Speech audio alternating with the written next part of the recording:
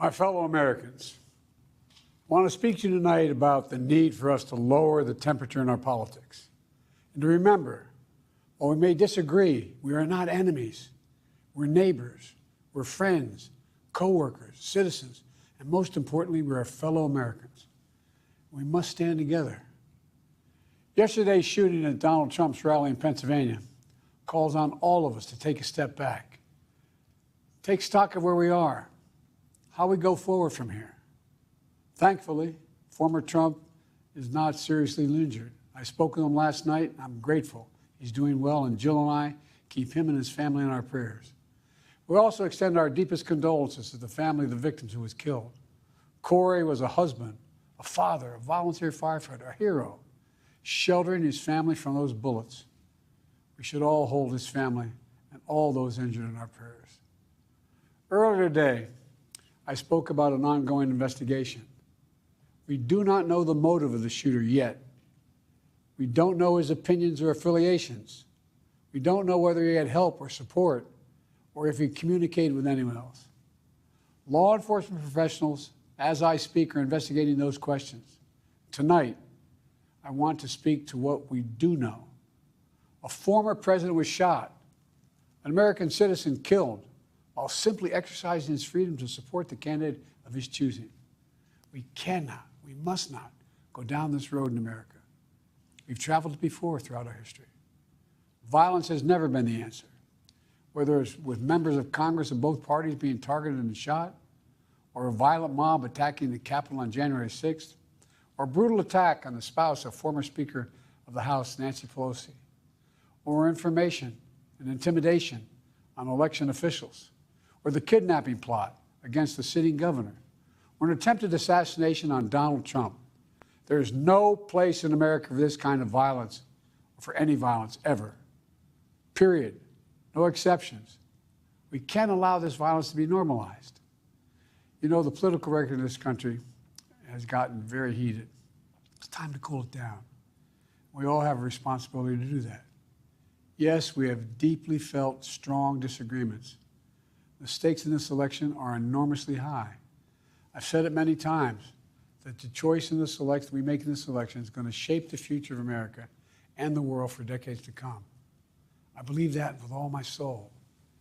I know that millions of my fellow Americans believe it as well. And some have a different view as to the direction our country should take. Disagreement is inevitable in American democracy. It's part of human nature. But politics must never be a literal battlefield, and God forbid, a killing field. I believe politics ought to be an arena for peaceful debate, to pursue justice, to make decisions guided by the Declaration of Independence and our Constitution. We stand for an America, not of extremism and fury, but of decency and grace. All of us now face a time of testing as the election approaches. And the higher the stakes, the more fervent the passions become. This places an added burden on each of us to ensure that no matter how strong our convictions, we must never descend into violence. The Republican convention will start tomorrow. I have no doubt they'll criticize my record and offer their own vision for this country. I'll be traveling this week making the case for our record and the vision, my vision of the country, our vision. I'll continue to speak out strongly for our democracy, stand up for our Constitution and the rule of law, to call for action at the ballot box, no violence on our streets. That's how democracy should work. We debate and disagree. We compare and contrast the character of the candidates, the records, the issues, the agenda, the vision for America. But in America, we resolve our differences at the battle box. You know, that's how we do it, at the battle box, not with bullets. The power to change America should always rest in the hands of the people, not in the hands of a would-be assassin.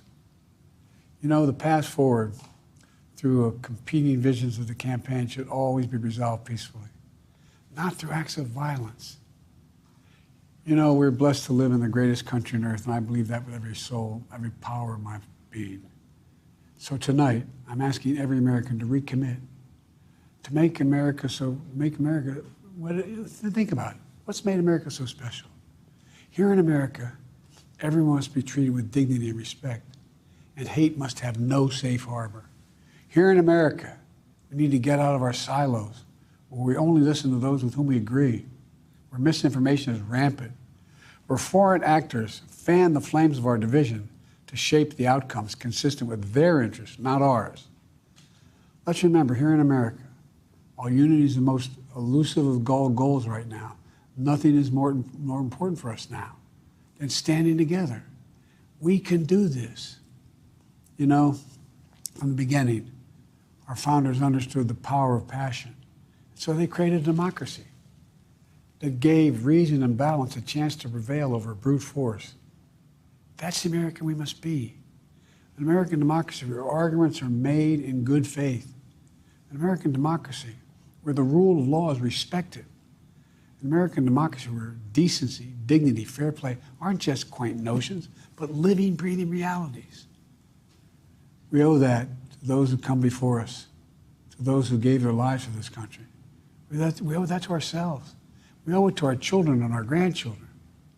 Look, let's never lose sight of who we are. Let's remember we are the United States of America. There is nothing beyond our capacity when we do it together. God bless you all, and may God protect our troops.